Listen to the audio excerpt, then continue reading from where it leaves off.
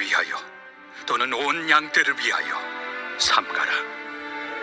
성령이 그들 가운데 여러분을 감독자로 삼고 하나님의 자기 피로 사신 교회를 보살피게 하셨느니라.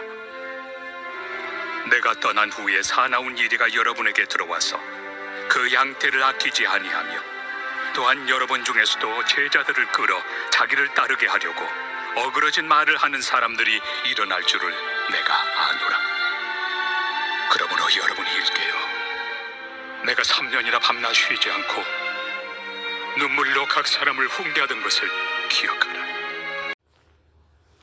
오늘 본문은 바울이 에베소 교회의 장로들에게 하는 고별 설교의 이제 주된 내용입니다. 바울의 이 고별 설교의 주된 내용은 권면의 말씀입니다. 즉 교회의 장로, 그러니까 교회의 지도자, 오늘날로 치면 중직자들에게도 해당되는 그런 권면의 말씀인 것이죠. 바울이 에베소 교회의 지도자들, 이 중직자들에게 무엇을 권면했을까요? 28절에 보면 여러분은 자기를 위하여 또는 온 양떼를 위하여 삼가라 이렇게 말하고 있죠. 삼가라라는 이 말이 몇 가지 의미가 있습니다. 좀 깊이 좀 생각해라, 너 자신을 살펴라, 이런 의미가 들어 있습니다. 바울은 교회의 지도자와 중직자들에게 살펴라 그리 말하고 있습니다. 살펴라라고 이야기하니까 지도자들, 중직자들은 내 주변에 봐야 될 사람들이 있나 보다, 이렇게 밖을 살피게 됩니다.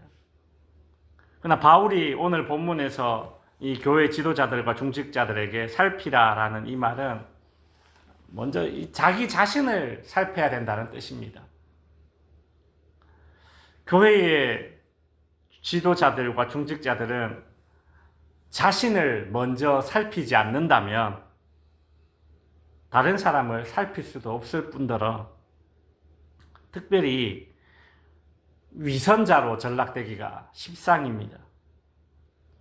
예수님께서는 자기의 눈에 들보를 빼고 난 이후에야 밝히 보고 다른 사람의 눈에서 티를 빼줄 수 있을 것이다 그리 하셨는데요. 교회의 지도자와 중직자들은 교회의 연약한 자들을 살펴야 될 그런 사명이 있지만 그 전에 먼저 다른 사람을 살피기 전에 항상 자기 자신을 먼저 살피는 그런 자들이 되어야 하는 것입니다. 군인이나 경찰들이 범죄자들로부터 시민을 지킬 수 있는 그 비결은 먼저 스스로를 강하게 단련하는 것입니다. 그래야 다른 이들을 충분히 지킬 수 있는 자들이 되는 것이죠. 마찬가지로 교회의 지도자와 중직자들은 마치 경찰이나 군인들이 시민이나 나라를 지키듯이 교회 지도자와 중직자들은 교회를 지켜야 하는 사람들입니다. 28절 후반부에 보면 하나님이 피로 사신 교회를 보살피게 하셨느니라 라고 하죠. 교회를 지키는 자들은 자신을 먼저 세상으로부터 지켜낼 수 있어야 교회를, 즉 연약한 성도들을 지킬 수 있는 것입니다.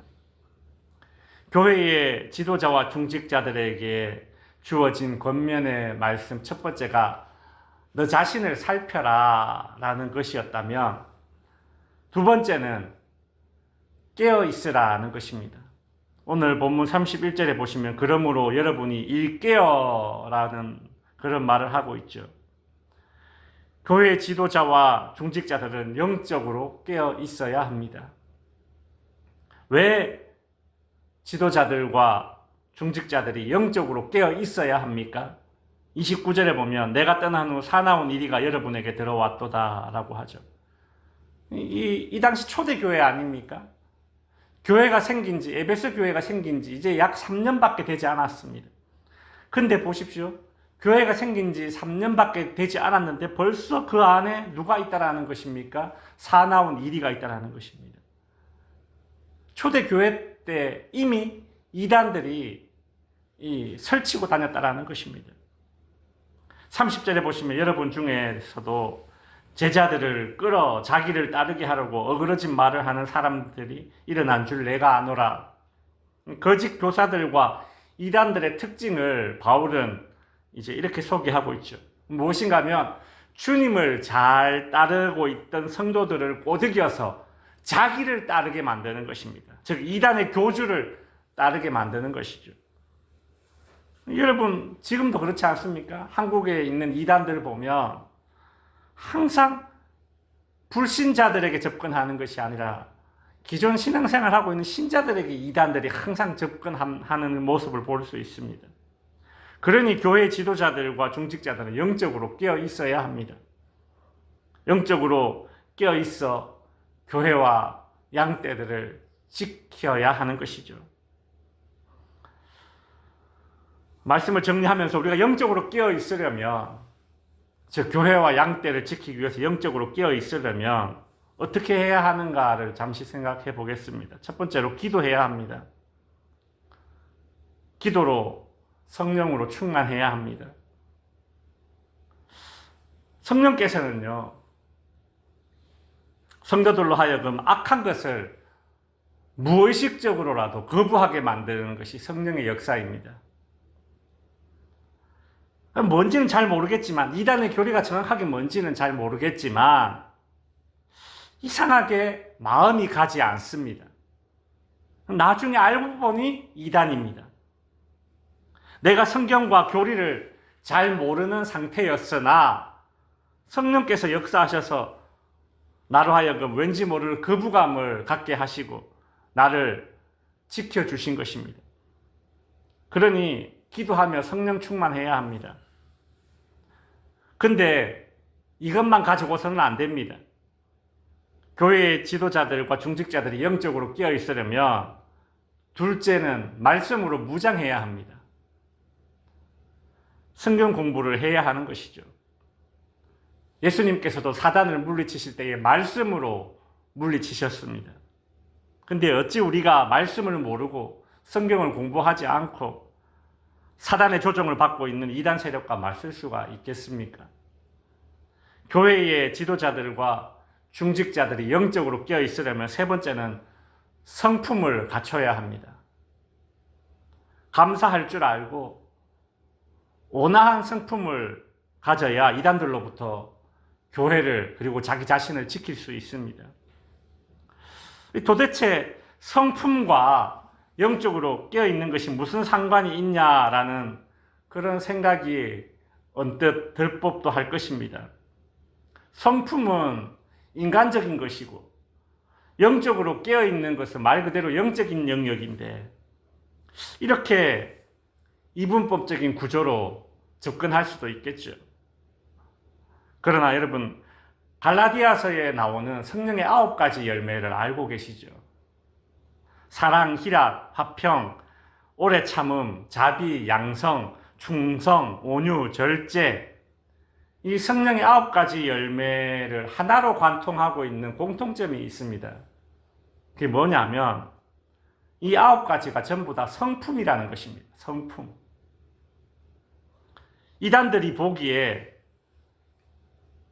교회 내에서 감사하지 못하고 불평, 불만 가진 사람, 즉 성품이 갖춰지지 못한 사람들은 딱 봐도 영적인 면역력이 약해 보이고 그게 약점입니다.